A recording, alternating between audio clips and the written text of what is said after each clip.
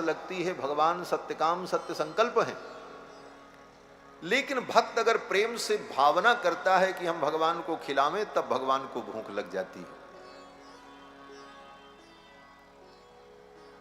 सब कि भगवान को मैं फल खिलाऊं, तो भगवान को भूख लग गई। और सबरी के बेर को भगवान खाए, खट्टे मीठे जैसे थे उन बेर को भगवान ने खाया। इसीलिए आज भी जब भगवान को भोग लगाया जाता है तो भोग लगाते समय यही भावना की जाती है, हे प्रभु, जिस प्रेम से आपने सबरी के बेर खाए उस प्रेम से आप मेरे इस भोग को ग्रहण करो। जिस प्रेम से आपने सुदामा के द्वारा लाए हुए कच्चे चावल को आपने खाया, उस प्रेम से आप इसको ग्रहण करो। विदुर जी के घर जिस प्रेम से आपने साग पात खाया, उस प्रेम से आप इस वस्तु को ग्रहण करो। भगवान को भोग लगाने का जो मंत्र है, उस मंत्र में यही भावना की जाती है, तो भगवान प्रेम से पाते हैं। भगवान ने कहा, दुर्योधन तुम्हारे अंदर प्रेम नहीं है और मुझे भूख नहीं है, इसलिए मैं नहीं खाऊंगा। भगवान उठ करके चलने लगे। दुर्योधन नाराज हो गया, कृष्ण ने मेरा अनादर किया, शिष्टाचार के विपरीत कार्य कृष्ण कर रहे हैं, इनको बंदी बना लो, बांध लो कृष्ण को।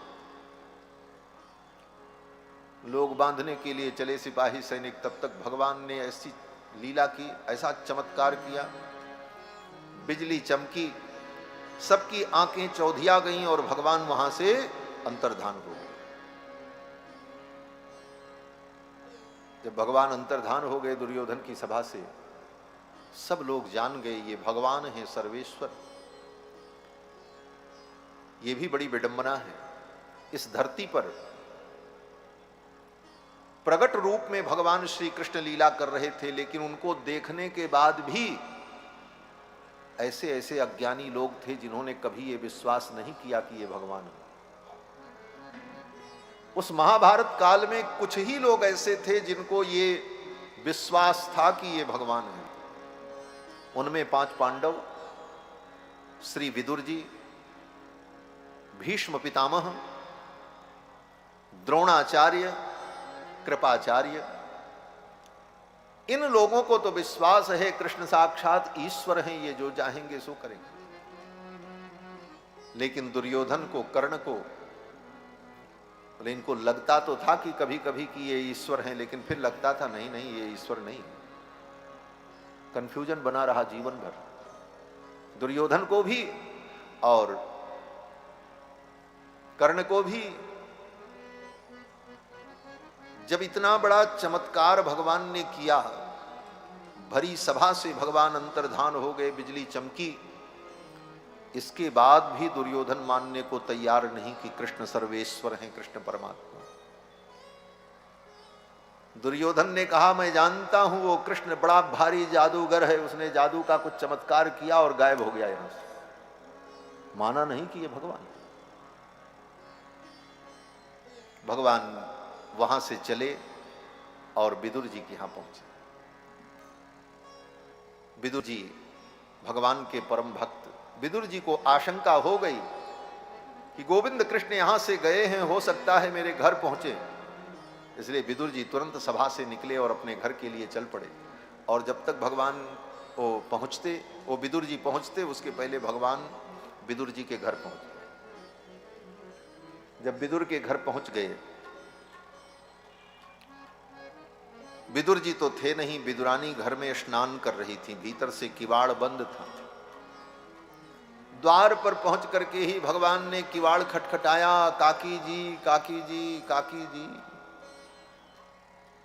भगवान की ये मधुर वाणी, प्रेम से परिपूरित वाणी काकी जी सुनकर विदुरानी का हृदय भर आया। अरे ये तो कृष्ण की वाणी है। विदुरानी आपा खो बैठी, स्नान कर रही थी, उसी प्रकार निकल करके बाहर आ गई, द्वार खोल दिया। ये भी चिंता नहीं थी कि शरीर पर कपड़े हैं कि नहीं। भगवान श्याम सुंदर ने अपना पीतांबर विदुरानी को उड़ा दिया और विदुरानी भगवान का हाथ पकड़ करके ले गई। गोविंद आओ। बैठो। आसन पर विराजमान किया महाराज। आज हरि आए विदुर घर पावना, आज हरि आए विदुर घर पावना, विदुरी घर पावना, विदुरानी घर पावना, विदुरे घर पावना, विदुरानी घर पावना। आज हरि आए विदुर घर पावना, आज हरि आए विदुर घर पावना, आज हरि आए विदुर नहीं घर में विदुरानी, विदुर नहीं घर में विदुरानी, आवत देखे सारंग पानी, आवत देखे सारंग पानी, भूली अंग समावे चिंता, भूली अंग समावे चिंता, भोजन कहा जीवावना, भोजन कहाँ जीवावना।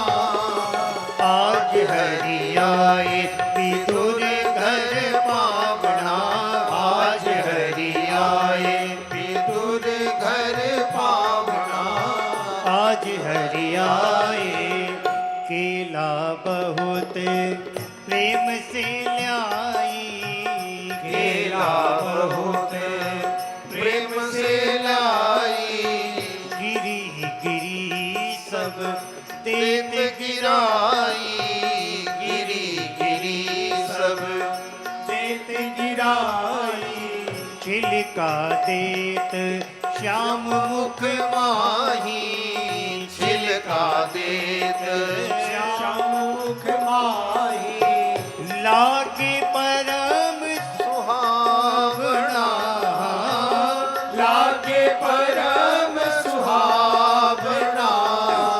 आज हरि आए विदुर घर पावना, आज हरि आए विदुर घर पावना, आज हरि आए इतने में विदुर जी आए, इतने में विदुर जी आए, खारे खोटे बचन सुनाए, खारे खोटे बचन सुनाए, छिलका देत श्याम मुख माही, छिलका देत श्याम मुख माही, कहाँ गवाई भावना, कहाँ गवाई भावना।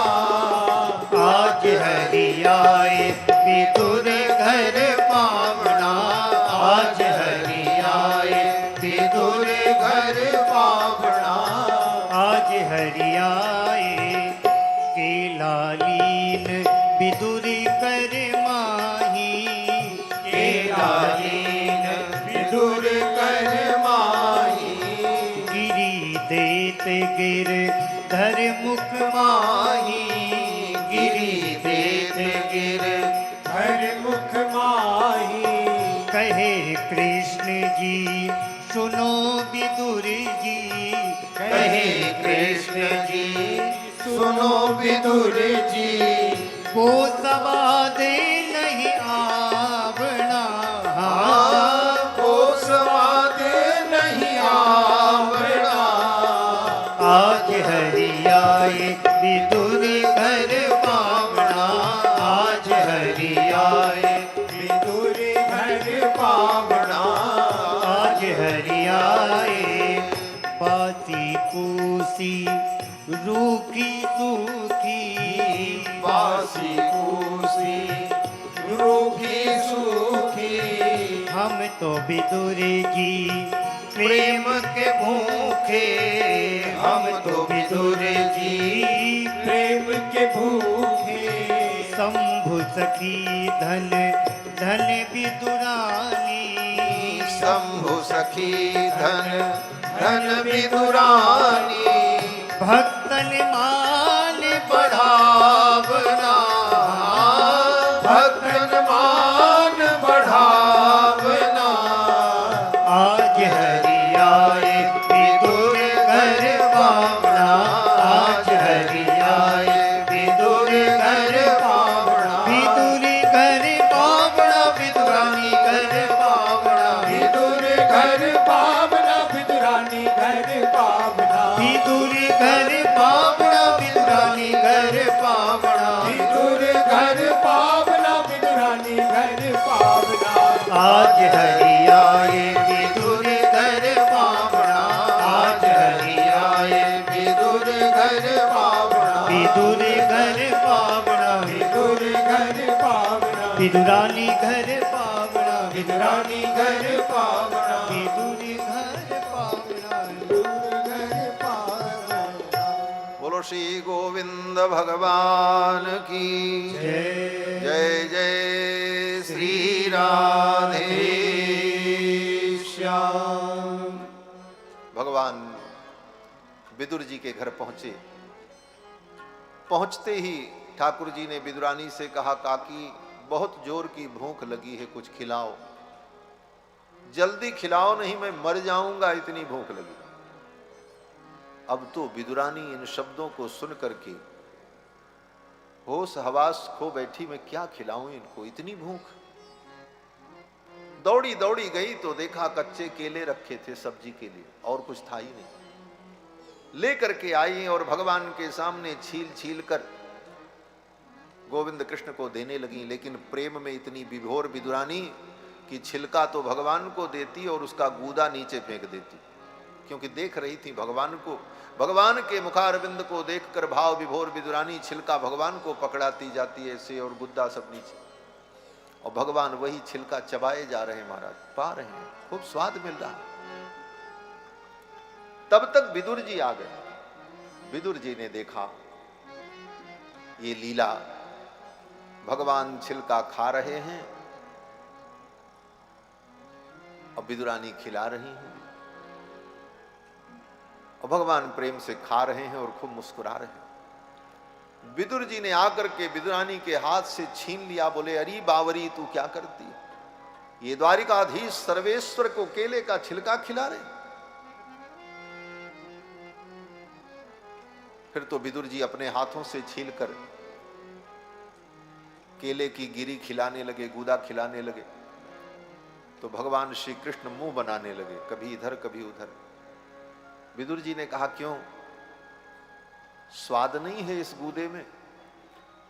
भगवान ने कहा विदुर जी, काका जी, जो स्वाद विदुरानी के हाथ के उस छिलके में आ रहा था वो आपके द्वारा दिए गए इस केले के गूदे में नहीं आ रहा। स्वाद तो उसमें था, वो स्वाद नहीं आवरना, आज हरि आए विदुर घर पावना, आज हरि आए। भगवान ने कहा वो स्वाद जो छिलके में था वो इसमें नहीं। फिर तो भक्त भगवान का ये मिलन बड़ा अद्भुत हुआ। ठाकुर जी ने विदुर जी से कहा, काका जी अब तो पेट भर गया, अब नींद आ रही है, हम बहुत थके, हम विश्राम करना चाहते। विदुर जी के घर में सोने के लिए बिस्तर भी नहीं था, चटाई पर सोते थे विदुर जी। जबकि कौरव साम्राज्य के महाआमात्य थे, महामंत्री थे, साधारण नहीं थे। एक साधारण मंत्री, और साधारण मंत्री कौन कहे, सभा का सदस्य जो होता है, राज्यसभा विधानसभा लोकसभा जो भी है, उसके पास इतना वैभव होता है। और एक हस्तिनापुर साम्राज्य का महामंत्री, लेकिन कितना त्यागमय जीवन था विदुर जी का। विदुर जी कभी कौरव का अन्न नहीं खाए। क्यों? बोले जैसा अन्न खाओगे, जिसका अन्न खाओगे वैसी बुद्धि हो जाएगी। इसलिए साग पात खा करके विदुर जी अपना जीवन निर्वाह करते। साधारण से घर में रहते थे, चटाई पर सो लेते थे।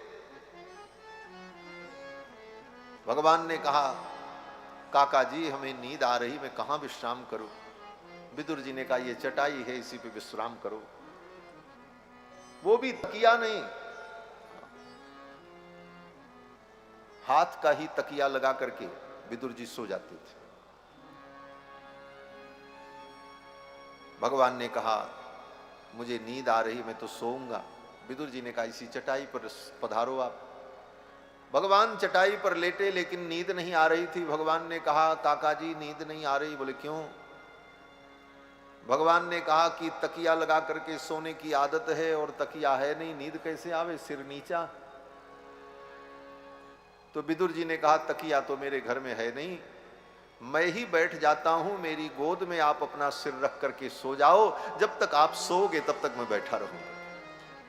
विदुर जी बैठे रहे और विदुर की जंघाओं पर अपने सिर को रखकर भगवान कृष्ण शयन करते रहे। और शयन करते करते भगवान ने जब अपनी करवट बदली, तो जब करवट के बल व्यक्ति सोता है तो कान नीचे दब जाता है। भगवान का दाहिना कान विदुर जी की जंघाओं के स्पर्श में जब आया और ठाकुर जी ऐसे सोए थे, तो ठाकुर जी के कान का जो कुंडल था, वह कुंडल दबने के कारण विदुर जी के जंघे में छप गया। उस कुंडल के चिन्ह बन गए विदुर जी की जंघाओं पर, क्योंकि भगवान के सिर का भार और कुंडल और नीचे विदुर जी की जंघाएं, कुंडल की छाप बन गई।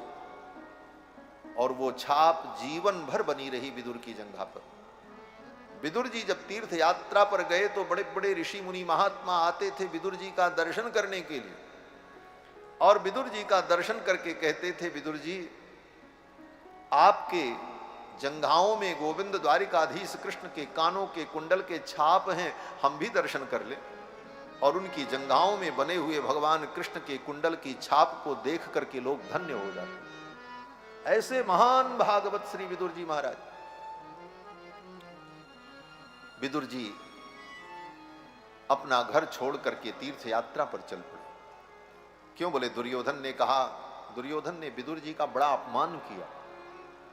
विदुर जी ने धृतराष्ट्र से कहा, भैया आप अपने पुत्र को समझाओ, अन्यथा ये राज्य नष्ट हो जाएगा। लेकिन पुत्र मोह में पड़े हुए धृतराष्ट्र ने अपने पुत्र का पक्ष लिया और विदुर की बात नहीं मानी। भरी सभा में दुर्योधन ने विदुर जी का अपमान किया। ये नीच मेरी ही रोटी खाता है और मेरे ही विरुद्ध कार्य करता, निकल जाओ मेरे राज्य से। ये कह करके दुर्योधन ने विदुर जी को अपमानित करके सभा से विदा कर दिया।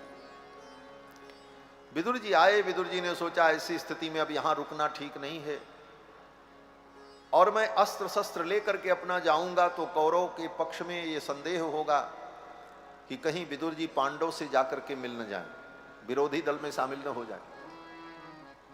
इसलिए विदुर जी ने अपना धनुष बाण धृतराष्ट्र के द्वार पर रख दिया और विदुर जी तीर्थ यात्रा के लिए चले गए। जब तक महाभारत युद्ध चला तब तक विदुर जी तीर्थ यात्रा में रहे, और तीर्थ यात्रा में विदुर जी को श्री मैत्रेय जी मिले हरिद्वार में। पहले तो उद्धव जी मिले वृंदावन में। उद्धव जी से भगवान के विषय में पूछा तो उद्धव जी ने कहा कि भगवान ने जो उपदेश हमको दिया है वही उपदेश मैत्रेय जी को भी दिया है, और भगवान ने कहा था मैत्रेय जी को कि जब विदुर जी मिलेंगे तो जो ज्ञान जो उपदेश मैंने तुमको सुनाया है ये विदुर जी को सुना देना। इसलिए हे विदुर जी आप तो मैत्रेय जी के पास जाओ। विदुर जी ने कहा मैत्रेय जी कहां मिलेंगे? उद्धव जी ने कहा वो हरिद्वार में है, और मैं तो बद्रीनाथ धाम जा रहा हूं, मेरे लिए प्रभु की आज्ञा है बद्रीनाथ धाम जाने की। विदुर जी ने हाथ जोड़ लिया और विदुर जी ने कहा, उद्धव जी आप बद्रीनाथ धाम जाओगे तो रास्ता तो वही है हरिद्वार होकर के जाने का, और मुझे भी मैत्रेय जी के पास हरिद्वार जाना है, तो आपकी अनुमति हो तो मैं भी आपके साथ ही चलूं। विदुर जी को लोभ था। क्या लोभ था? बोले विदुर जी को यह लोभ था कि इतनी यात्रा में उद्धव जैसे महापुरुष का संग मिलेगा, रास्ते में कितनी चर्चा होगी, सत्संग होगा, भगवान की कितनी महिमा सुनने को मिलेगी। इस लालच से विदुर जी महाराज उद्धव जी के साथ हो लिए और हरिद्वार तक सत्संग करते हुए, विचार करते हुए, भगवत चिंतन करते हुए गए। हरिद्वार में मैत्रेय जी मिले और मैत्रेय जी विदुर जी को कथा सुनाते। मैत्रेय जी ने विदुर जी को इस सृष्टि की उत्पत्ति का वर्णन करके सुनाया। भगवान नारायण के नाभि से ब्रह्मा उत्पन्न हुए, फिर ब्रह्मा ने सनकादिकों को उत्पन्न किया, फिर ब्रह्मा जी ने रुद्र को उत्पन्न किया और फिर 10 प्रजापतियों को उत्पन्न किया। फिर ब्रह्मा जी ने स्वयंभू मनु और शतरूपा को उत्पन्न किया, जिनसे ये मनुष्य सृष्टि उत्पन्न हुई। स्वयंभू मनु अरु शतरूपा जिनते भई नर सृष्टि अनुपा। ब्रह्मा जी के ही शरीर का दाहिना भाग पुरुष बन गया और बायां भाग स्त्री बन गया। दाहिना भाग जो पुरुष बना वो मनु जी और बायां भाग जो स्त्री बनी वो शतरूपा। इस तरह से ब्रह्मा जी ने अपने शरीर को ही 2 भाग में विभक्त करके मनु और शतरूपा को प्रकट कर दिया और फिर दूसरा शरीर धारण कर लिया। फिर दूसरा शरीर धारण करके इसी प्रकार से अन्य प्रजातियों के जोड़ों को ब्रह्मा जी ने उत्पन्न किया। जितनी प्रजातियां हैं सृष्टि में, सब प्रजातियों में नर और स्त्री, उन दोनों स्वरूपों को ब्रह्मा ने अपने ही शरीर से उत्पन्न किया और फिर उन्हीं से ये संपूर्ण सृष्टि उत्पन्न हुई। ब्रह्मा जी महाराज के द्वारा ये सृष्टि जो आगे बढ़ी, इसी सृष्टि में मनु शतरूपा के द्वारा सृष्टि का विशेष विस्तार हुआ। यही हमारे सृष्टि का सिद्धांत है। ब्रह्मा से सब लोग उत्पन्न हुए, सब प्रकार के प्राणी ब्रह्मा जी से उत्पन्न हुए। लेकिन आज तो हमारी आपकी बुद्धि में यही भर दिया जाता है कि ये सृष्टि अपने आप हुई प्रकृति में, प्रकृति ने सब कुछ किया। और डार्विन के विकासवाद की घुट्टी पिला दी जाती और उस विकासवाद की घुट्टी को हम रट लेते हैं, घोंट लेते हैं और वही दोहराते रहते हैं। सबसे पहले ये पृथ्वी सूर्य से अलग हुई, फिर बहुत दिनों में ठंडी हुई, तब इस पे जल आया। तो प्रश्न ये है कि जब ये पृथ्वी अग्नि का पिंड था तो इस पे जल आया कहां से? कहीं बाहर से आया? बोले आज भी जो पृथ्वी पर जल बरसता है वो पृथ्वी का ही जल होता, कहीं बाहर से थोड़ी आता। समुद्र का ही जल वाष्पीकरण होकर के अंतरिक्ष में जाकर बादल बन करके फिर बरसता। तो जब ये धरती अग्निपिंड थी तो जल कहां था? तो ये जल तत्व कहां से आया? और डार्विन का विकासवाद, एक कोशीय जंतु से अनेक कोशीय जंतु पैदा हुए, फिर उसके बाद ऐसे ऐसे सृष्टि बढ़ने लगी। पहले जल जंतु पैदा हुए और फिर उस जल जंतु से अनेक कोशीय जल जंतु पैदा हुए, फिर धरती पर चलने वाले, फिर आकाश में उड़ने वाले पैदा हो गए। बोले ये सब कैसे पैदा हुए? बोले जो जो आवश्यकता हुई वैसा वैसा विकास होता गया, आवश्यकता के अनुरूप विकास हुआ। और ये विकासवाद कहां तक चला? बोले विकासवाद वहां तक चला जब तक आदमी नहीं पैदा हुआ। तब वहां क्या कहानी बताई गई? बोले विकास होते होते सब बंदर बने, वन मानुष बने, चिंपैंजी बने, फिर धीरे धीरे उनका जब विकास हुआ तो वही मानव हो गए। कितना बड़ा विकास हुआ? बोले उनकी पूंछ हुआ करती थी, वो पूंछ समाप्त हो गई और मूंछ निकल आई, आदमी हो गई। वाह, क्या सिद्धांत बताया! पूंछ घिस गई और मूंछ निकल आई, फिर वो धीरे धीरे आदमी बन गए। ये विकासवाद हमको पढ़ाया गया और यही आज तक हम रट रहे। अगर ये विकासवाद लाखों वर्षों तक चलता रहा तो ये बंद क्यों हो गया? एक प्रश्न तो यही है। आज भी जंगल में इतने बंदर हैं, इतने चिंपैंजी हैं, आज भी वो विकास क्यों नहीं हो रहा? दो चार आदमी बन करके क्यों नहीं आते हैं? वो विकास लाखों वर्ष पहले ही रुक क्यों गया?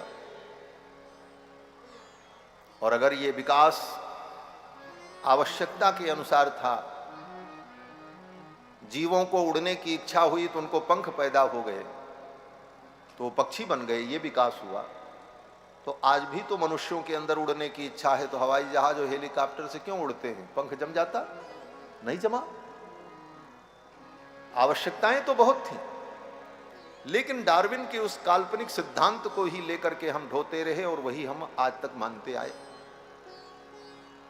और हमारा जो सिद्धांत है कि ये संपूर्ण सृष्टि भगवान से उत्पन्न हुई, भगवान एक विलक्षण तत्व है जिसके अंदर सारे गुणधर्म विद्यमान हैं, और ये संपूर्ण गुणधर्म जो सृष्टि में दिखाई पड़ रहा है सब उसी से प्रकट हुआ। तो विज्ञान और पाश्चात्य विचारक क्या कहते हैं? बोले ये काल्पनिक है। तो तुम्हारा भी सिद्धांत जो है वो तो काल्पनिक ही है डार्विन का। डार्विन के बाप ने जाकर के देखा था उस समय जब सृष्टि शुरू हुई थी, कल्पना ही तो की है डार्विन ने। तो जब कल्पना ही माननी है तो हम तुम्हारी कल्पना क्यों माने? हमारे ऋषि मुनियों की जो कल्पना है हम उसी कल्पना को मान करके चलते हैं। हमारा सृष्टिवाद जो है वही सत्य है। ये संपूर्ण सृष्टि भगवान से उत्पन्न हुई। भगवान ने संकल्प किया, एको हम बहुश्याम, मैं एक हूं बहुत हो जाऊं। ये भगवान का बहुभवन संकल्प, इसको कहते हैं बहुभवन संकल्प। बहुत होने का जो संकल्प भगवान ने किया, वह संकल्प ही ये सृष्टि का कारण बन गया। मैं एक हूं बहुत हो जाऊं। और ये विचित्र सृष्टि परमात्मा के अंदर से उत्पन्न हुई। लोग कहते हैं महाराज आपके भगवान शेर, भालू, सूकर, कुकर सब बन जाते हैं, ये सारा आकार आपके भगवान में प्रकट हो जाता है। क्यों? बोले इसीलिए कि सारा आकार प्रकार भगवान में अनादिकाल से विद्यमान है, उन्हीं से सब ये प्रकट हुआ है। ये दुनिया में जितना आकार है, जितना प्रकार है, जितना रूप है, जितना गुणधर्म है, जो कुछ है सब भगवान के अंदर था। इसलिए भगवान कोई भी रूप धारण कर लें उसमें कोई आपत्ति नहीं है। इसीलिए हमारे भगवान मनुष्य भी बन जाते हैं, स्त्री भी बन जाते हैं, कुत्ता बिल्ली भी बन जाते हैं भक्तों के लिए, नरसिंह भी बन जाते हैं, सूकर भी बन जाते हैं, कुकर भी बन जाते हैं, क्योंकि सब रूप भगवान में विद्यमान है। अनेक रूप रूपाय विष्णवे प्रभु विष्णु।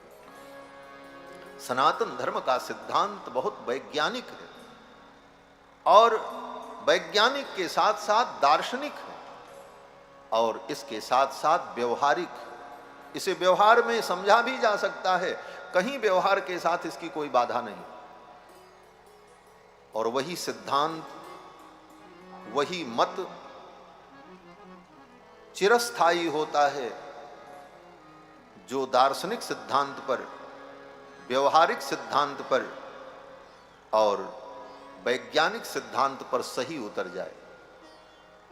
वैज्ञानिक कसौटी पर, व्यावहारिक कसौटी पर और आध्यात्मिक कसौटी पर जो सिद्धांत खरा उतरता है वही चिरस्थायी होता है। इसीलिए सनातन धर्म आज भी चिरस्थायी है। कितने मत पंथ आए दुनिया में और बने और बिगड़ गए, और सनातन अनादिकाल से है और अनंत काल तक रहेगा। यही सनातन का वैशिष्ट्य है, इसे कोई मिटा नहीं सकता, क्योंकि हमारे यहां सब कुछ सनातन है। सनातन का मतलब ही होता है जो कभी खत्म न हो उसी का नाम सनातन, जो सदा रहे उसका नाम सनातन। तो ये सदा रहेगा, ये कभी समाप्त होने वाला नहीं। ब्रह्मा जी से संपूर्ण सृष्टि उत्पन्न हुई। अब कहने के लिए तो बहुत कम समय में हम कहते हैं, इस बात को समझाने के लिए 1 घंटा 2 घंटा, लेकिन ये सब सृष्टि का जो क्रम चला ये लाखों वर्षों में चला। ब्रह्मा जी ने मनु जी को उत्पन्न किया। मनु जी धरती पर सृष्टि करते, धरती जल में डूबी हुई थी। भगवान ने वराह रूप धारण किया और वराह रूप धारण करके भगवान पृथ्वी का उद्धार करते। पृथ्वी जल में डूबी हुई थी प्रलय काल में। पृथ्वी अपनी कक्षा में नहीं थी, जहां इसकी कक्षा है अंतरिक्ष में, जहां पृथ्वी को रहना चाहिए, अपनी कक्षा में पृथ्वी नहीं थी। ब्रह्मा जी को चिंता हुई सृष्टि कैसे होगी। उसी समय ब्रह्मा जी को छींक आ गई और ब्रह्मा जी की नाक से भगवान प्रकट हो गए।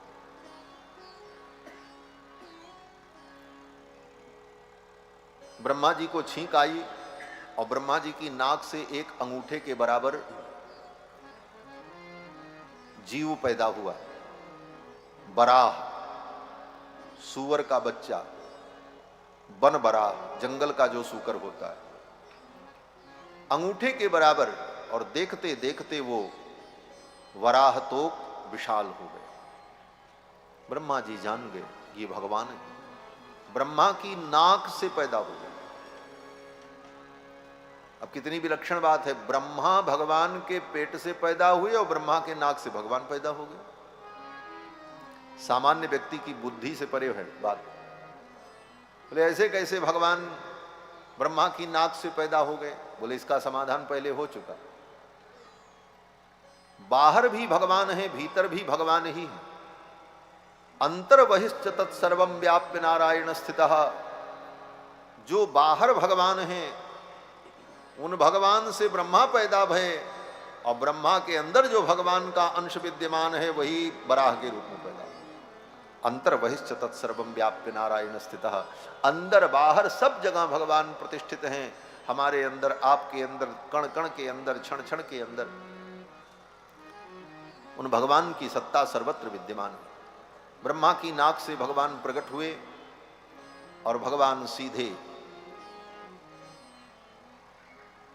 जल में पहुंचे जहां पर धरती डूबी हुई थी। धरती को भगवान ने अपने दाढ़ों पर उठाया और लेकर के चल पड़े। धरती का उद्धार किया। अब एक कथा आती है कि भगवान जब धरती का उद्धार करने गए तो उसी समय हिरण्याक्ष नाम का एक असुर आ गया। उसने कहा, अरे मेरी धरती को तुम कहां लेकर के जा रहे हो? ये मेरी है। वराह भगवान ने कहा, ये तुम्हारी नहीं है, ये मेरी है। बस लड़ाई हो गई।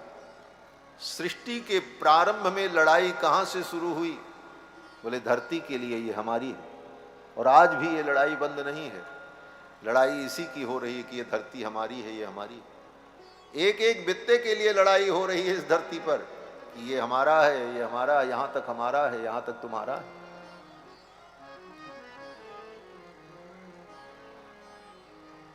लेकिन ये धरती किसी की नहीं है, ये तो भगवान की ही है। ये भूदेवी है। विष्णु पत्नीम क्षमाम देवीम माधवीम माधव प्रियाम। ये भूदेवी माधव प्रिया है, भगवान की प्रिया है। कोई आए और कहे ये मेरी है, मेरी है, बोले कितने आए चले गए, ये किसी की नहीं।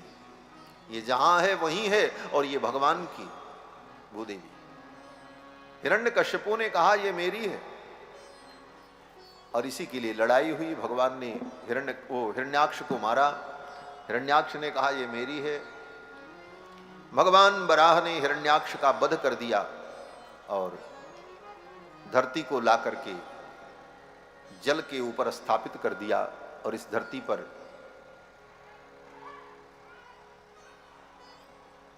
आधार शक्ति की प्रतिष्ठा कर दी और भगवान वराह अंतर्धान हो गए। वराह भगवान यज्ञ स्वरूप है। वराह भगवान को यज्ञ स्वरूप कहा जाता है। लोग कहते हैं ये धरती हमारी, ये धरती हमारी। सच पूछो तो ये संपूर्ण धरती हम सनातन धर्मियों की है। केवल भारत ही नहीं, संपूर्ण धरती हमारी है भाई।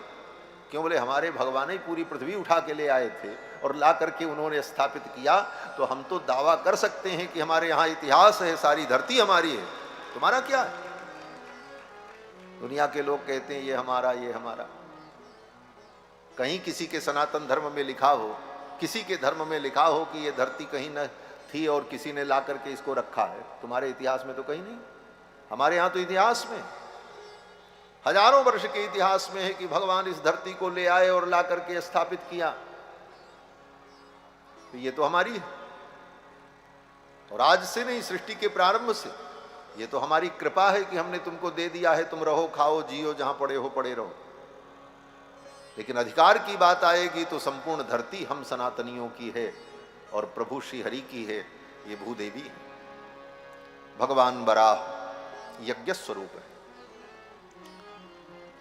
बराह भगवान ने ही धरती को जल के ऊपर स्थापित किया, तभी इस धरती पर यज्ञ यागादि कर्म प्रारंभ हुए। बराह भगवान अगर धरती का उद्धार न करते तो न यज्ञ हो पाता, न पूजन होता, न कोई धर्म कर्म करने के लिए मनुष्य को भूमि मिलती। इसीलिए बराह भगवान को यज्ञ स्वरूप माना जाता है। बराह भगवान के जो चारों चरण हैं वो चातुर्होत्र है। बराह भगवान का जो मुख है वही श्रुक है।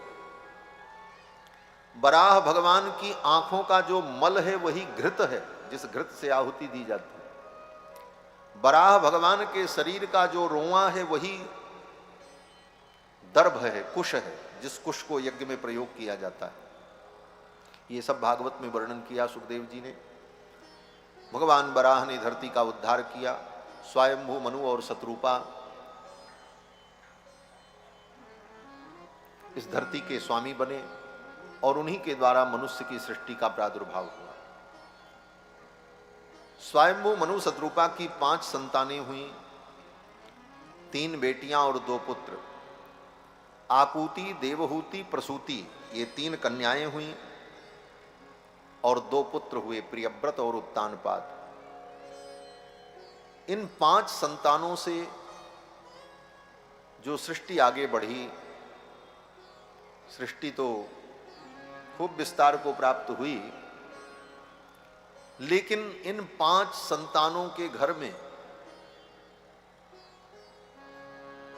जो पैदा हुए, बेटियों के घर में भगवान का अवतार हुआ और मनु जी के पुत्रों के कुल में भी भगवान का अवतार हुआ और भगवान के भक्तों का अवतार हुआ। ये सब कथा सुखदेव जी ने राजा परीक्षित को सुनाई है और मैत्रेय जी ने विदुर जी को सुनाई। मैत्रेय जी कहते हैं, विदुर, मनु जी की बेटी देवहूति, देवहूति का विवाह कर्दम नाम के प्रजापति के साथ हुआ। ब्रह्मा की छाया से उत्पन्न कर्दम नाम के प्रजापति थे। कर्दम प्रजापति ने 10,000 वर्ष तक सरस्वती नदी के तट पर तपस्या की। भगवान प्रसन्न हो गए। भगवान ने कहा वरदान मांगो। महर्षि कर्दम ने कहा, हे प्रभु, अगर आप प्रसन्न हैं तो आप यही वरदान दीजिए कि मेरा विवाह हो जाए। विवाह करने के लिए महर्षि कर्दम ने 10,000 वर्ष तक तपस्या की। भगवान प्रसन्न हुए तो वरदान मांगा, मेरा विवाह हो जाए। भगवान ने कहा चिंता मत करो। आयास्यति दिक्षुस्त्वाम परस्वो धर्म को विदः। परसों मनु जी महाराज अपनी बेटी देवहूति को लेकर के आएंगे, कन्यादान का प्रस्ताव करेंगे। आप स्वीकार कर लेना, विवाह हो जाए। और चिंता मत करना, विवाह होने के बाद 9 बेटियां पैदा होंगी। भगवान कहते चिंता मत करना, और फिर कहते 9 बेटियां पैदा होंगी।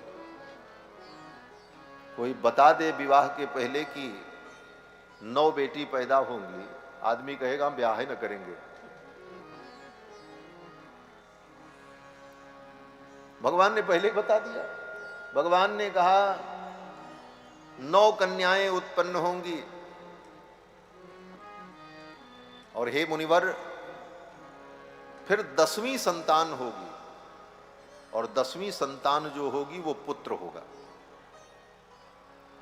और वो पुत्र कोई और नहीं होगा, मैं ही आपका पुत्र बनकर के आऊंगा और प्रणेश से तत्व संहिताम, आपके पुत्र के रूप में आकर के मैं तत्व संहिता सांख्य शास्त्र का प्रणयन करूंगा। यह सुनकर महर्षि कर्दम गदगद हो गए। 9 बेटियों के बाद 10वीं संतान जो होगी वो साक्षात भगवान ही मेरे पुत्र बनेंगे। महर्षि कर्दम बड़े प्रसन्न हुए, अपनी कुटिया में बैठे रहे और जैसा जैसा भगवान ने कहा था वैसा वैसा हुआ। मनु जी महाराज अपनी बेटी देवहूति को लेकर के आए और महर्षि कर्दम का पूजन किया और कहा, महाराज आप मेरी कन्या का दान स्वीकार करो। मनु जी ने कहा कि उद्यतस्य हि कामस्य प्रतिवादो न शस्यते अपि निर्मुक्त संगस्य कामरक्तस्य किम पुनः। संसार की कामनाएं स्वयं उद्यत होकर के अगर आ रही हैं तुम्हारे पास तो उसका तिरस्कार मत करो। उद्यतस्य हि कामस्य प्रतिवादो न शस्यते, ये मनु जी नीति बता रहे हैं महर्षि कर्दम को। और अगर उस वस्तु की कामना तुम्हारे अंदर पहले से विद्यमान है तो फिर क्या बात है, तुम चाहते ही थे और वो वस्तु तुम्हें प्राप्त हो रही। मनु जी ने कहा, ये मेरी बेटी है, इसका आप पाणी ग्रहण करें। मनु जी ने अपनी बेटी देवहूति का कन्यादान किया और कन्यादान करके चले गए। देवहूति अपने पति महर्षि कर्दम के साथ आश्रम में रहने लगे। माता पिता के चले जाने के बाद देवहूति अपने पति की सेवा करती और अपने पति के आश्रम में रहती। राजा की बेटी और ब्याही किसको गई, बोले बाबा जी को, जिनके घर में खाने को भी नहीं है, फूस की झोपड़ी। लेकिन नारी धर्म बड़ा विचित्र धर्म है।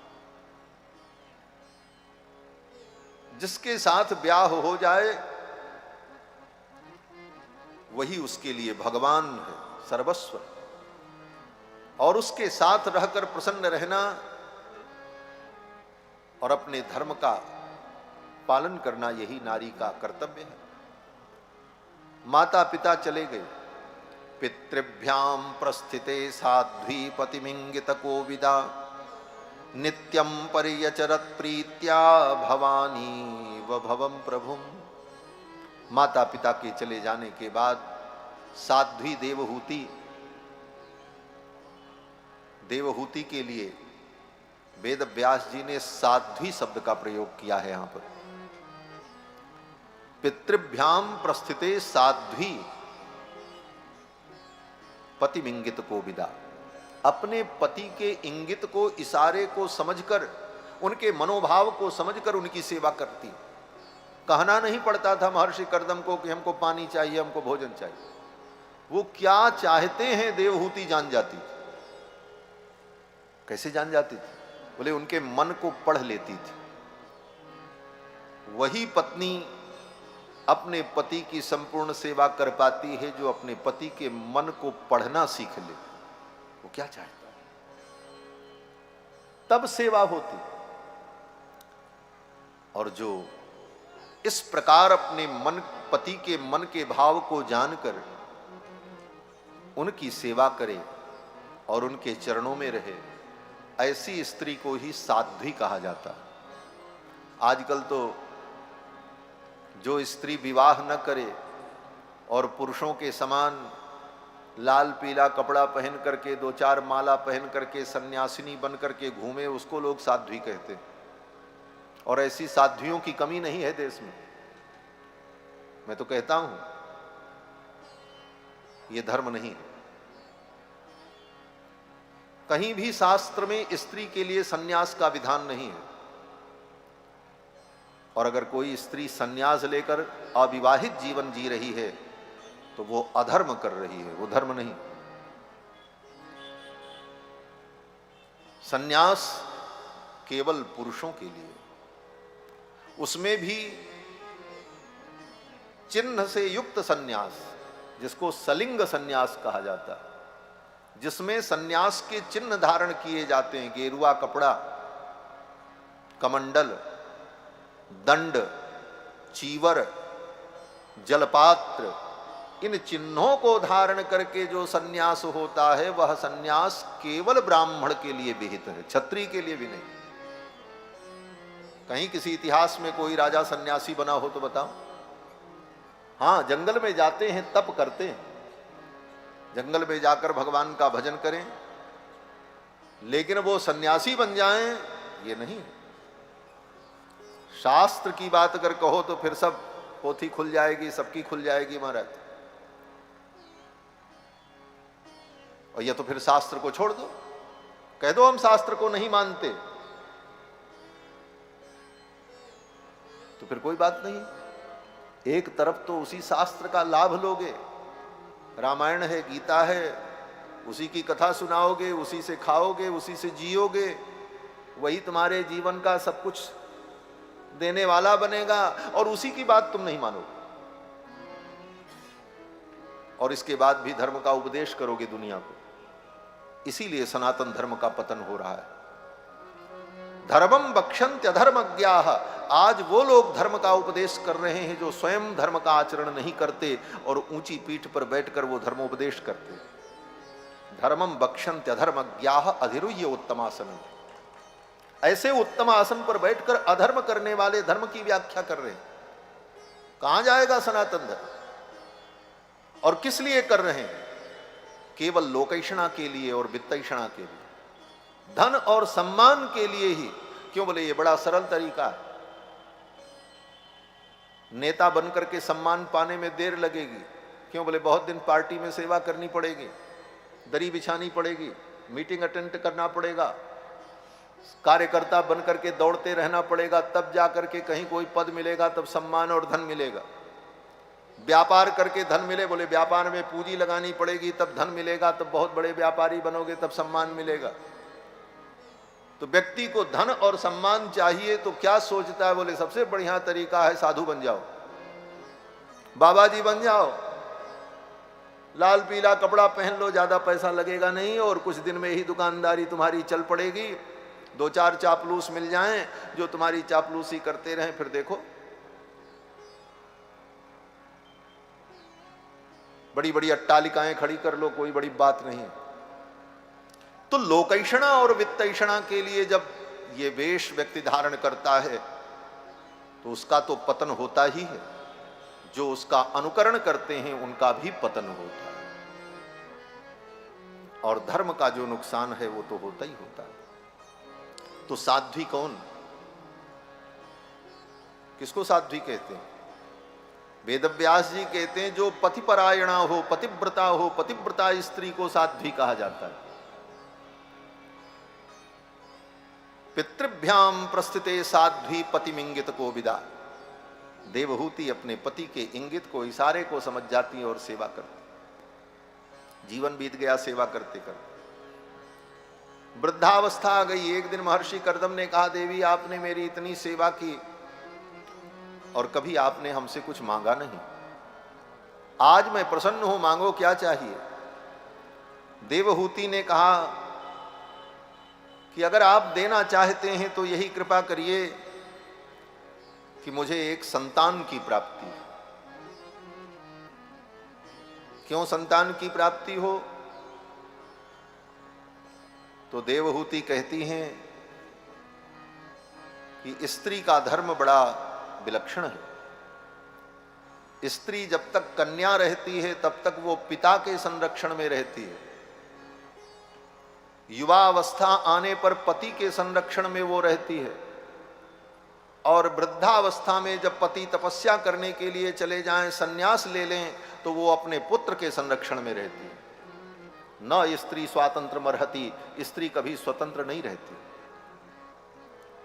बचपना पति के पिता के संरक्षण में बीतना चाहिए, युवा अवस्था पति के संरक्षण में, और वृद्धावस्था में पुत्र के संरक्षण में। यही नारी का जीवन है। और इस प्रकार का जीवन जिस नारी का होता है, उस नारी का जीवन बहुत पवित्र और धन्य होता है। और जो नारी देखा देखी और दुनिया के नाम पर स्वतंत्रता के लिए व्याकुल है, ऐसी नारियों का पतन हो जाता है। आए दिन समाचार में आप सुनते हैं कि क्या क्या घटनाएं होती, इसी कारण होती। उनकी स्वतंत्रता ही उनके विनाश का कारण बन जाती है। गोस्वामी तुलसीदास जी महाराज कहते हैं, जिम स्वतंत्र भई बिगरही नारी। नारी की स्वतंत्रता उनके जीवन को संकट में डाल देती है। इसीलिए ऋषि मुनियों ने कहा कि नारी को सदा अभिभावक की और संरक्षक की आवश्यकता है, क्योंकि वो अबला है। देवहूति ने कहा कि जब तक मैं कन्या थी मेरे पिता का संरक्षण था, युवा अवस्था आपके चरणों में बीत रही है, वृद्धावस्था में मैं किसके पास रहूंगी, मुझे एक संतान प्राप्त हो। महर्षि कर्दम ने कहा, देवी कैसी संतान? तो देवहूति ने कहा कि यस्ते भ्यदाय समय सकृतंग संग भूयाद गरीयसि गुण प्रसव सतीनाम। देवहूति ने कहा, आपके समान तेजस्वी पुत्र हमें प्राप्त हो, एक बार आपका अंग संग हमको मिले, सकृतंग संगो, एक बार बस, केवल संतान प्राप्ति के लोभ से, भोग के लोभ से, काम सुख के लोभ से नहीं, अपितु संतान प्राप्ति के लोभ से एक बार बस आपका अंग संग मुझे प्राप्त हो। यस्ते भ्यदाई समय सकृतंग संग भूयाद गरीयस गुण प्रसव सतीनाम। फिर तो महर्षि कर्दम ने अपने तपोबल से एक दिव्य विमान प्रकट किया। उस विमान में सैकड़ों परिचारिकाएं थीं। उन परिचारिकाओं ने महर्षि कर्दम को और देवहूति को स्नान कराया। बिंदु सरोवर में स्नान करते ही दोनों का शरीर दिव्य हो गया। 24 वर्ष के महर्षि कर्दम हो गए, 18 वर्ष की युवती देवहूति हो गईं, और दोनों उस विमान में बैठे। विमान में सब प्रकार की सुख सुविधाएं थीं। उसी विमान के अंदर महल, बाग, बगीचा, नदी, पर्वत, सब कुछ, सारी साज सज्जा थी। इतना विशाल विमान था, और वो महर्षि कर्दम के तपोबल से प्रकट विमान था। उसी विमान में बैठकर दिव्य दंपति महर्षि कर्दम और देवहूति विचरण करने लगे। 100 वर्षों तक वो विमान अंतरिक्ष में घूमता रहा। सतम व्यतीयु सरदः कामलालसयोर्मनात्। और इसके बाद समय आने पर देवहूति अंतर्वतनी हुई और उन्होंने 9 कन्याओं को जन्म दिया। 10वें गर्भ के रूप में स्वयं भगवान मधुसूदन देवहूति के गर्भ में आए। कार्दमो वीर्यवापन्नः जदनेक निरिवदारुणी। महर्षि कर्दम के तेज का आश्रय लेकर भगवान मधुसूदन देवहूति के गर्भ में आए। 10 महीना व्यतीत होने पर देवहूति ने सुंदर पुत्र को जन्म दिया। कपिल भगवान का प्रादुर्भाव हुआ। बोलो श्री कपिल भगवान की जय। भगवान के 24 अवतार में एक अवतार है कपिलावतार। कपिल भगवान प्रकट हुए। देवताओं ने दुंदुभी बजाई, पुष्प की वर्षा की। उसी समय ब्रह्मा जी आए और ब्रह्मा जी ने कपिल भगवान का दर्शन किया, परिक्रमा की, महर्षि कर्दम के पुत्र की। महर्षि कर्दम ने कहा, अब हम तपस्या करने जा रहे हैं। देवहूति ने कहा, आप तो तपस्या करने चले जाओगे, लेकिन ये 9 बेटियां जो हैं, इनका विवाह कौन करेगा? इनका आप विवाह कर दो, फिर आप जाओ। महर्षि कर्दम ने सोचा, अब 9 बेटियों का विवाह मैं कैसे करूं? ब्रह्मा जी आए थे। ब्रह्मा जी ने कहा, चिंता मत करो, ये मेरे साथ जो महर्षि लोग आए हैं, इन्हीं के साथ एक एक बेटी का ब्याह कर दो। ब्रह्मा जी के साथ पुलस्त, पुलह, क्रतु, अंगिरा, वशिष्ठ, ये सब आए हुए थे। इन्हीं मुनियों के साथ महर्षि कर्दम ने अपनी 9 बेटियों का विवाह कर दिया। और उनसे जो संतानें उत्पन्न हुई, उन्हीं से ये ब्राह्मणों का वंश आगे बढ़ा। उन ऋषियों की संतान जो उत्पन्न हुए। महर्षि कर्दम ने अपनी 9 बेटियों का विवाह पुलस्त, पुलह, क्रतु, अंगिरा, वशिष्ठ, अथर्वण, इन महर्षियों के साथ कर दिया। और फिर महर्षि कर्दम तप करने के लिए चले गए। जाते जाते महर्षि कर्दम ने अपनी पत्नी देवहूति से कहा, देवी, ये तुम्हारा पुत्र जो है, ये साक्षात भगवान है। इसी के उपदेश से तुम्हारा भी कल्याण होगा, और समय आने पर ये तुम्हें तत्व ज्ञान प्रदान करेगा। महर्षि कर्दम तो चले गए। देवहूति अपने पुत्र कपिल के साथ आश्रम में रहती थी। एक दिन देवहूति ने अपने पुत्र कपिल के चरणों में प्रणाम किया और कहा कि तम त्वागताहं शरणं शरण्यं स्वभृत्य संसार तरो कुठारम जिज्ञासयाहं प्रकृते पुरुषस्य। हे भगवान, आपके चरणों में मैं प्रणाम करती हूँ। प्रकृति और पुरुष का भेद क्या है, मेरी इस जिज्ञासा को आप शांत करें और मेरे मोह को नष्ट करें। देवहूति के प्रश्न करने पर कपिल भगवान ने अपनी मां को तत्व का उपदेश किया है। कपिल भगवान ने जो अपनी मां को तत्वोपदेश किया, इसका नाम कपिलोपाख्यान है। कई अध्याय में कपिल भगवान ने अपनी मां को ये उपाख्यान सुनाया है। कपिल भगवान कहते, मां, दुख और सुख की आत्यंतिक निवृत्ति के लिए व्यक्ति को योग करना चाहिए। कौन सा योग? बोले आध्यात्मिक योग। आध्यात्मिक योग को प्राप्त करने के लिए क्या करना पड़ता है? तो कपिल भगवान कहते हैं कुसंग का त्याग करके सत्संग करना चाहिए। प्रसंग मजरम पाशम आत्मनक कवयो विदु। ये कुसंग ऐसा पास है कि इस पास में बंध जाने पर व्यक्ति छूट नहीं पाता। कुसंग छूट जाए और संतों का संग हो जाए तो मुक्ति का द्वार खुल जाता है। कपिल भगवान कहते हैं, मां, सएव साधु सुकृतो मोक्ष द्वार मपावृतम। अगर साधु का संग मिल जाए तो मोक्ष का द्वार खुल जाए। कामी का संग नरक का द्वार और साधु का संग मोक्ष का द्वार है। मोक्ष द्वारम अपावृतम। तब प्रश्न ये हुआ कि साधु कौन? तो कपिल भगवान साधु की भी परिभाषा बताते हैं। एक एक विषय इतना गंभीर है कि एक एक विषयों पर घंटों तक बातें कही जाएं। कितने उसके भेद प्रभेद हैं। कपिल भगवान कहते हैं, मां, साधु उसे कहते हैं जिसके जीवन में तितिक्षा हो। तितिक्षवः कारुणिकाः सुहृदः सर्वदेहिनाम अजात शत्रवः शान्ताः साधवः साधुभूषणाः। ये साधु की परिभाषा बताई कपिल भगवान।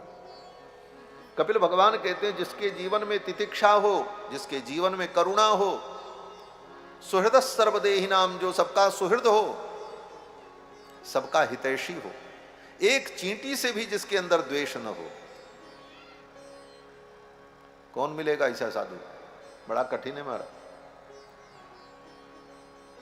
तितिक्षवः कारुणिकाः सुहृदः सर्वदेहिनाम अजात शत्रवः, जिसका कोई शत्रु न हो। साधवः, वो साधु है।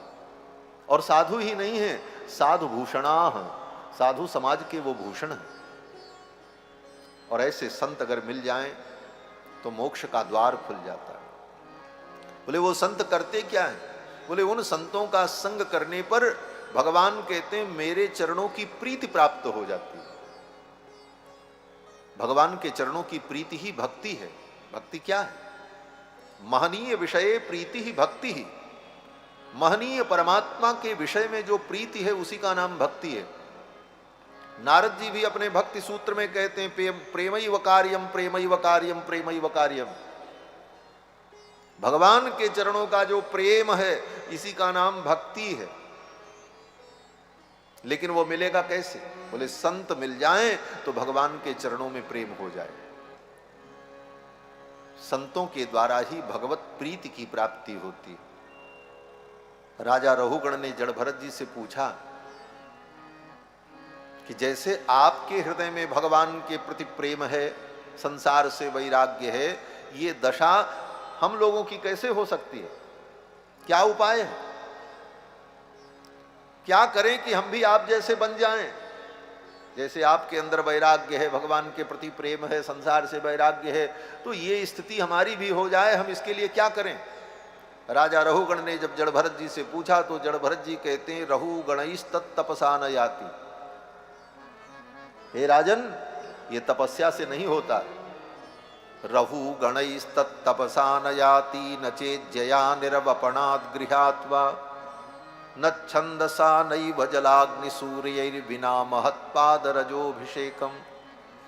जड़ भरत जी कहते हैं, राजन रहु गणैस तपसा न याति। कोई तपस्या कर ले और सोचे भगवान के चरणों की भक्ति मिल जाए, बोले नहीं मिले। नचेज्या, बड़े बड़े यज्ञ कर लो, यज्ञ से स्वर्ग मिल जाएगा, लेकिन भगवान के चरणों की भक्ति मिल जाए इसकी गारंटी नहीं है। नचेज्या निरवपणात् गृहाद् वा, घर छोड़ करके जंगल में चले जाओ, भगवान की भक्ति मिल जाए, बोले कोई गारंटी नहीं है। निरवपणात् गृहाद् वा न छंदसा, चारों वेद पढ़ लो, भगवान के चरणों की भक्ति मिल जाए, बोले मुश्किल है। नैव जलाग्नि सूर्य ही, जल अग्नि सूर्य इन देवताओं की उपासना करके सिद्धि प्राप्त कर लो, इनका साक्षात्कार कर लो और सोचो भक्ति मिल जाए, बोले नहीं। ये कोई ऐरा गैरा नहीं कह रहा है। वीतराग तपोनिष्ठ श्री जड़ भरत जी महाराज के वचन है। जड़ भरत जी कहते हैं, रहु गणेश तत्तपसा न याति न चेज्जया निरवपणात् गृहाद् वा न छंदसा नैव जलाग्नि सूर्य ही। बोले तब तो भरत जी कहते हैं, बिना महत्पाद रजोभिषेकम, जब तक किसी भगवान के परम भक्त संत के चरणों में जाकर उसके चरण की रज को तुम अपने मत्थे पर नहीं लगाओगे, तब तक तुम्हारे हृदय में भगवान की भक्ति उत्पन्न नहीं हो सकती। चाहे वेद पढ़ लो, चाहे शास्त्र पढ़ लो, चाहे जंगल में चले जाओ, कुछ भी करो, लेकिन बिना महत्पाद रजोभिषेकम, जब तक किसी महापुरुष के चरणों की रज का तुम्हारे मस्तक पर अभिषेक नहीं होगा, किसी महापुरुष के चरण रज की तुम्हारे सिर पर वृष्टि नहीं होगी, तब तक तुम्हारे हृदय में प्रेम की सृष्टि नहीं हो सकती और भक्ति उत्पन्न ही नहीं हो सकती। तो संतों के चरणों में जाने पर क्या मिलेगा? बोले भगवत प्रेम प्राप्त हो। संत वही जिसके चरणों में जाने पर भगवान से प्रेम हो जाए, जिसको देखते ही भगवान से प्रेम करने की इच्छा उत्पन्न हो जाए, जिसके दर्शन से हमारे हृदय में भगवत प्रेम प्रादुर्भाव हो जाए। कपिल भगवान कहते, मां अगर मेरे चरणों की भक्ति प्राप्त हो गई संतों की कृपा से, तो फिर उसे किसी वस्तु की कामना नहीं रह जाती। यहां तक कि मैं अपने उन भक्तों को वैकुंठ देना चाहूं तो भक्त कहते मुझको वैकुंठ नहीं चाहिए। मैं अपने भक्तों से कहूं धन ले लो तो भक्त कहते धन भी नहीं चाहिए। कामनाएं पूरी कर दे, बोले ना नहीं चाहिए। अर्थ न धर्म न काम रुचि, गति न चहूं निर्वाण, जन्म जन्म रति राम पद यह वरदान ना। भक्त कहता है हमको कुछ नहीं चाहिए, हमको तो आपके चरणों की प्रीति चाहिए। जेहि जोनि जन्महु कर्म बस तह राम पद अनुरागहु, नाथ न मांगो बर आना, पद पदुम परागा, आपके पद्म पराग में मेरा मन रूपी भ्रमर अनुरक्त हो जाए, इसके अलावा कोई वरदान नहीं चाहिए। भगवान कहते हैं दीयमानम न गृह्णन्ति, देने पर भी मेरे भक्त मुझसे ये सब चीज नहीं लेते। मेरे जो भक्त होते, मेरे भक्त तो यही कहते हैं हे प्रभु आपके चरणों की भक्ति मिले और हमको कुछ नहीं चाहिए। ये भक्त का लक्षण है हमारा। भागवत सुनने का यही फल है कि भागवत सुन करके हम